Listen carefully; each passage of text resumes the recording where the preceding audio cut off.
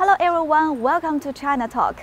Singapore, well known for its garden-esque environment and beautiful landscape, is an island country located in Southeast Asia.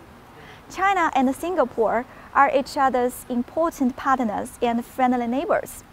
In 1990, the two countries have established diplomatic relations with each other, and since then, China and Singapore have maintained frequent high-level exchanges, strong economic trade ties, as well as cooperation in various fields. This year, Singaporean Prime Minister Li显has paid a visit to China, and Chinese President Xi Jinping has met with him. The two leaders agreed to elevate bilateral relations between China and Singapore to an all-round, high-quality, and future-oriented partnership. So how should we understand this partnership? In order to answer this question, China Talk has invited Singaporean Ambassador to China, His Excellency, Mr. Peter Tan, to our program. Good afternoon, Mr. Ambassador. It is a great pleasure to have this conversation with you at your embassy. Thank you. Thank you for making time, and thank you for coming here to have a chat and to give me the opportunity to profile and to showcase Singapore. We will focus on the bilateral relations. We know that China and Singapore have established diplomatic relations in 1990, and since then, our two countries have achieved win-win cooperation in various fields. And this year, Singaporean Prime Minister Li显has paid a visit to China, and Chinese President Xi Jinping has met with him.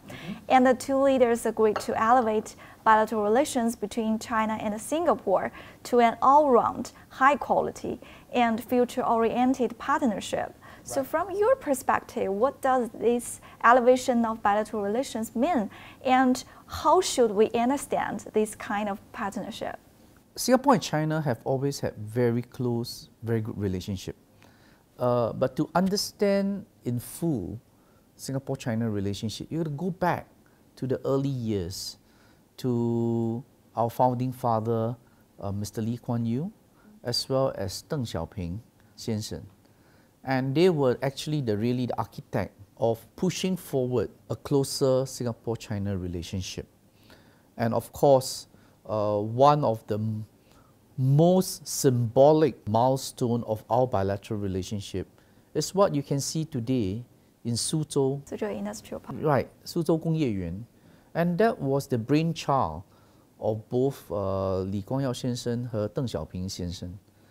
And that was the basis and the foundation of our relationship. Fast forward to today, as you have correctly pointed out, in March 2023, Prime Minister Li显came, and he and President Xi Jinping agreed to upgrade the relationship to a 全方位高质量的前瞻性伙伴关系. In the whole phrase of 14 words, the most important is the 高质量 and 前瞻性. It reflects the desire of both sides to want to bring the relationship to a future-oriented and yet to add quality to it. That's why it's high quality and future-oriented. What we mean by that is, if you look at the years that we have had established our relationship since 1990, there have been a lot of political, economic exchanges. Singapore is one of the largest investors in China, and China is also one of our largest trading partner, and that speaks volume about the depth of the relationship. But I think it is not an exaggeration to say that I think both sides want to even make it deeper and wants to strengthen that relationship. And in this high quality and future-oriented relationship, there are many fields today and new emerging fields that we can work together. What do we mean by high quality? One example is on the comprehensive partnership on our FTA, the FTA between free trade agreement between Singapore and China. And in March this year, they have agreed to look at reviewing the process and strengthening the bilateral free trade agreement. And that in itself is to update it and and strengthen the relationship. And in future-oriented, there are many fields that we can work together. You have new fields like green economy, fintech, digitalization, AI. These are areas that I think China is also moving forward. And we have similar interests. I think there are potentials and possibility of closer cooperation. And behind all this, when you lay the foundation and you try to look at it in a future-oriented way, you have to also strengthen your institutionalized platforms. And in fact, in our bilateral relationship, we have very strong institutionalized links. One of the strongest is JCBC, the Joint Committee on Bilateral Cooperation. It is the umbrella body that is co-chaired at the DPM level, the Deputy Prime Minister level. In today's case, it is by our Deputy Prime Minister Lawrence Wong, and in China's case is Executive Vice Premier Ding Xuexiang. And they're going to have a meeting at the end of this year to take stock of all the cooperation that we have. And below all this, we have 8 business councils in different parts of China. So with these 8 business councils, it also provide cooperation for Singapore's cooperation with different parts of China. And that in itself also expand the kind of network that we have, and also to bring Singapore companies to work with Chinese companies. So again, it's at the G2G level, at the B2B level, and finally at the P2P level, which is people to people, which just now I talked about cultural exchange, education exchange, or even public diplomacy.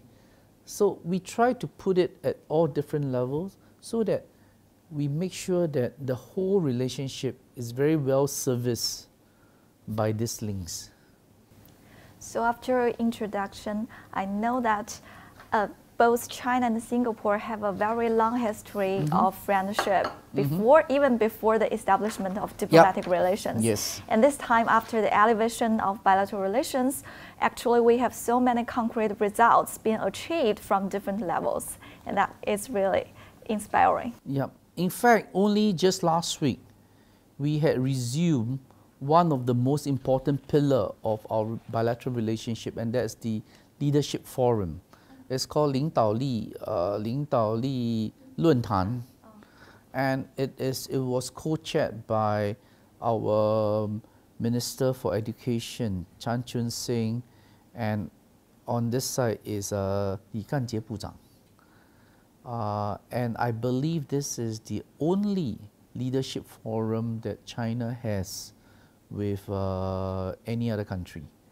And that provides another link for the personnel to work together and to meet up. And this is the first 线下的论坛 after COVID. I think there will be more and more Yes. offline That's right. meetings. That's right. Okay, now we will come to the China-ASEAN partnership. We know that China and ASEAN are each other's very important partners, and especially in recent years, relations between China and ASEAN have entered into a fast line. And Singapore is a member state of ASEAN. Right. So how does the cooperation between China and Singapore contribute or function in China-ASEAN partnership? In the ASEAN context, China has been one of our most active dialogue partners. And we have had a long history of cooperation even way back in the early 2000s, where we established the ASEAN-China FTA, the free trade area. And I think today, the whole ASEAN-China cooperation, the whole ASEAN-China trade relations, economic relations have shown results. I believe amongst all the 10 ASEAN countries, China would probably be #1 trading partner. At least in Singapore's case, it is. So I think this shows the kind of close relationship we have.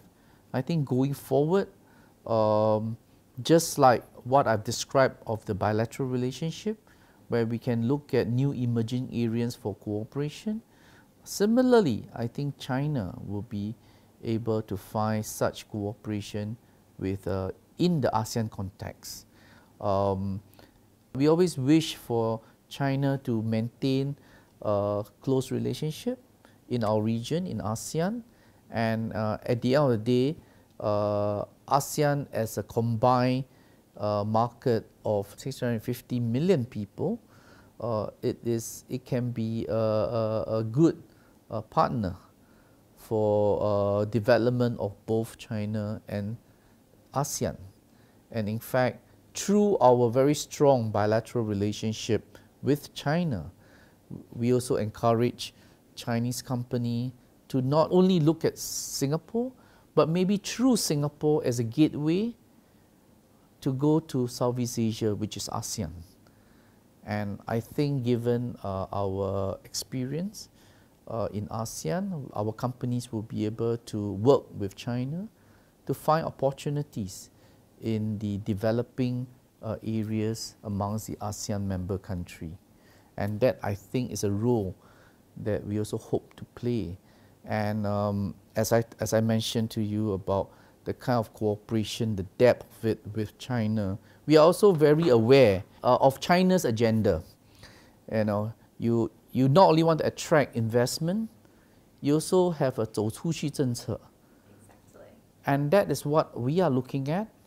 See how we can play that role to help Chinese company 走出去，不但走出去到新加坡，也是用新加坡作为一个跳板到东南亚。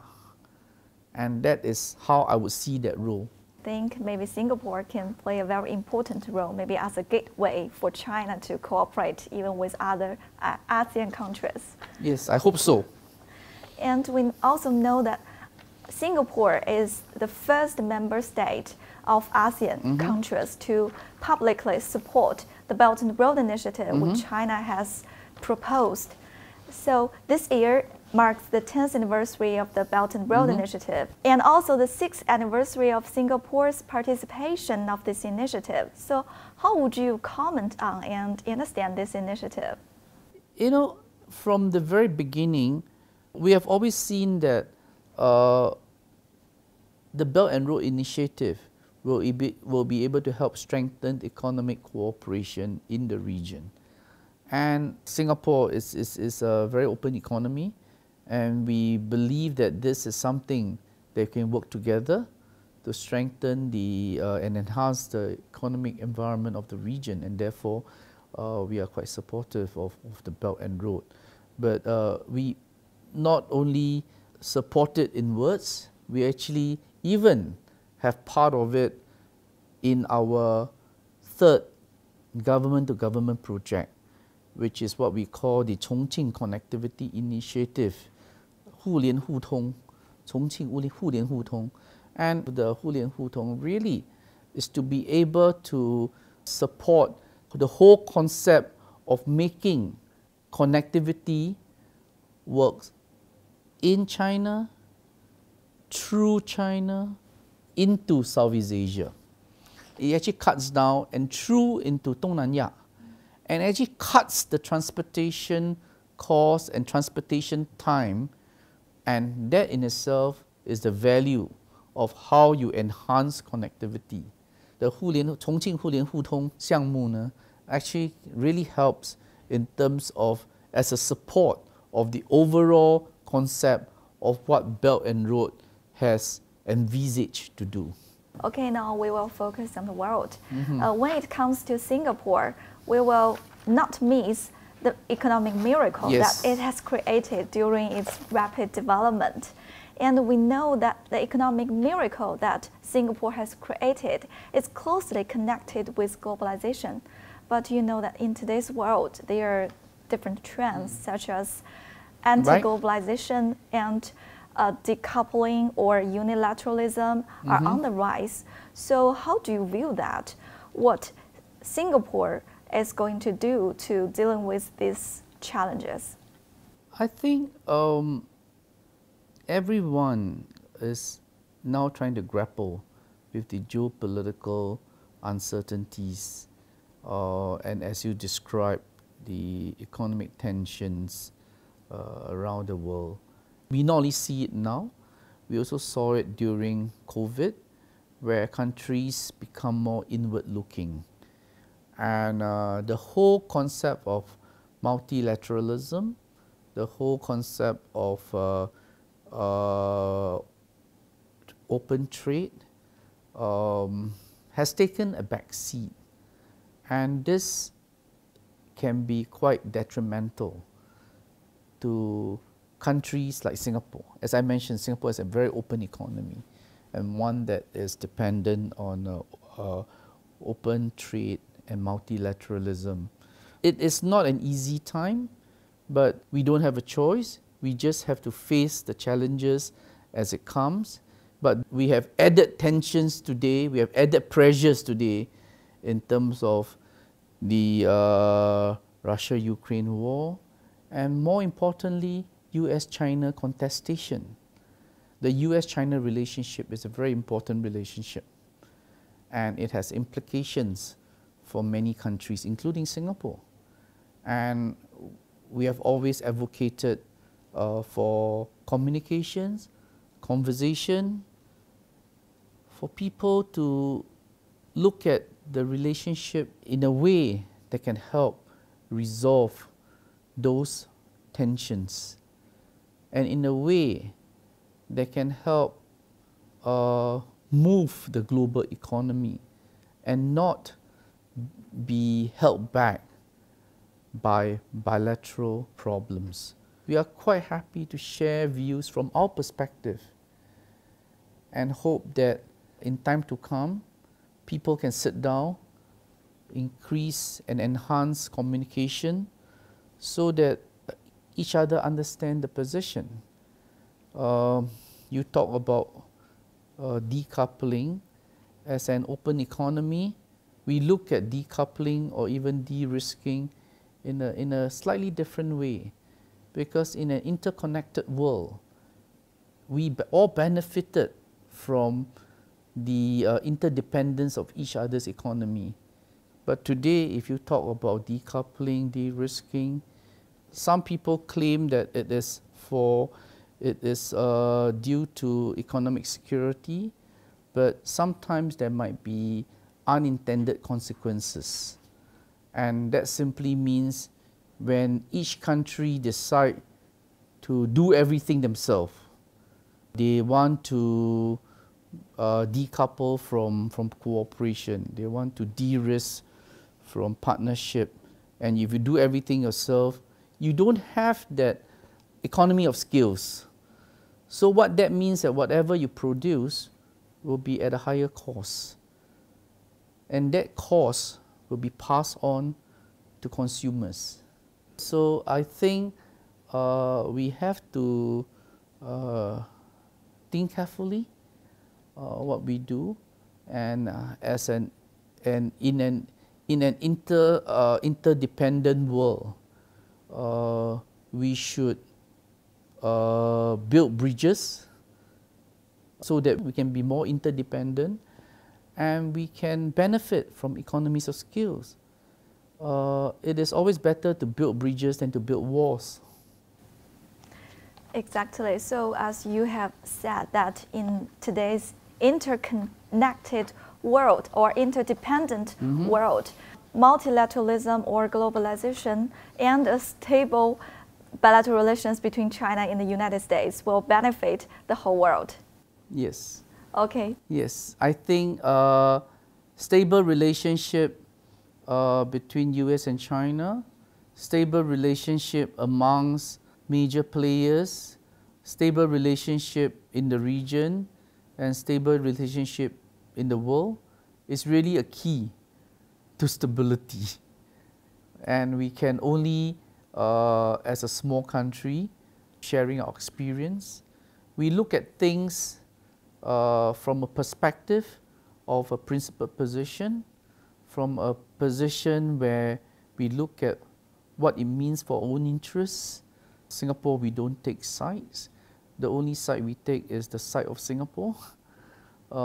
And we take a consistent and principled position so that, in a way, people will also understand over time that Singapore takes a credible position and can be a reliable partner. Okay. Yes. Thank you, Mr. Ambassador, for sharing with us your ideas on China-Singapore bilateral relations, as well as introducing Singapore to all of us. Thank you, Mr. Ambassador. Just before we finish, I would like to present a gift to this interview by means of sharing 32 words of the Singapore-China relationship. These 32 words, which I've grown to like it with the help of my colleagues who helped me formulate the thoughts, and it aptly described the relationship between Singapore and China. And that is what I want to leave with you as a gift for this interview. 文化各异，相互尊重，真诚友好，互利共赢，求同存异，和谐共处，务实合作，共同发展。Thank you. Thank you, Mr. Ambassador. Thank you very much.